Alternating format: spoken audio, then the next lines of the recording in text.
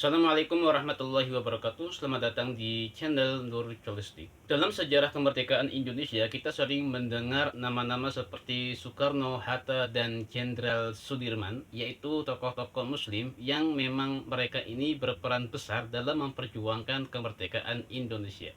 Tapi, tahukah teman-teman bahwa banyak juga tokoh-tokoh non-muslim yang sama-sama berjuang keras bahkan mempertahankan nyawa demi Indonesia merdeka.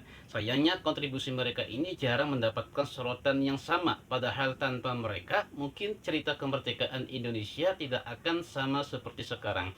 Di video ini, mari kita bahas beberapa tokoh penting yang jarang disebut namun memiliki peran besar dalam sejarah bangsa. Tonton video ini sampai selesai.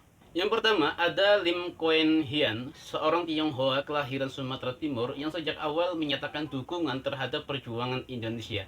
Pada tahun 1932, ia mendirikan Partai Tionghoa Indonesia. Tujuannya apa? Untuk mengajak komunitas Tionghoa untuk ikut dalam gerakan nasional, bukan sebagai penonton saja.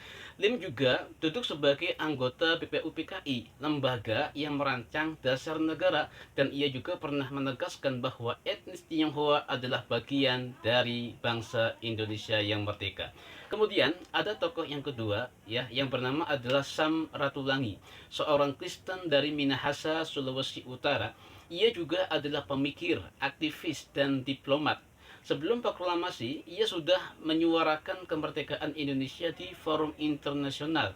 Dan setelah merdeka, ia menjadi gubernur Sulawesi pertama. Tapi peran terbesarnya adalah ia menjadi jembatan antara perjuangan dalam negeri dan dukungan dari luar negeri.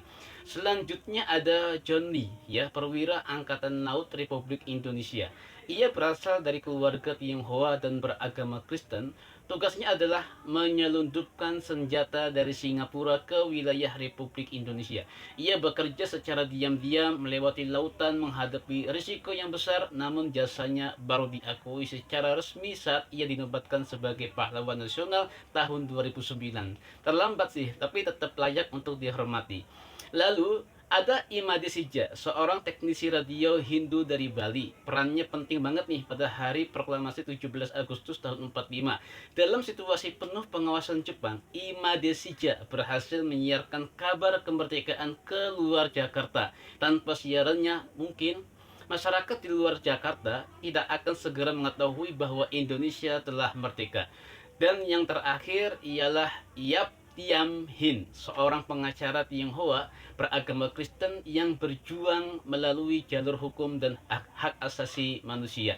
Ia mendirikan lembaga bantuan hukum dan membela masyarakat kecil, minoritas, serta korban ketidakadilan. Dan di masa-masa sulit seperti masa Orde Baru, ia tetap bersuara, sebuah perjuangan yang tenang tapi sangat berarti.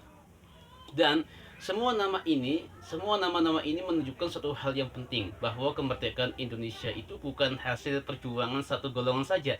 Ia lahir dari gotong royong seluruh anak bangsa, Muslim dan non-Muslim, Jawa dan non-Jawa. Walaupun kita berbeda-beda, tapi bersatu untuk satu tujuan, Indonesia merdeka. Sebelum video ini selesai, saya ingin bertanya, ada nggak tokoh non-muslim yang teman-teman tahu, yang ikut memperjuangkan kemerdekaan Indonesia, tapi namanya jarang atau bahkan nggak ada di buku sejarah? Ya, tulis di kolom komentar, biar kita semua tahu siapa lagi yang perlu dikenang. Terima kasih sudah menonton video channel Nur Cholistik. Sampai jumpa ke pembahasan selanjutnya. Wassalamualaikum warahmatullahi wabarakatuh.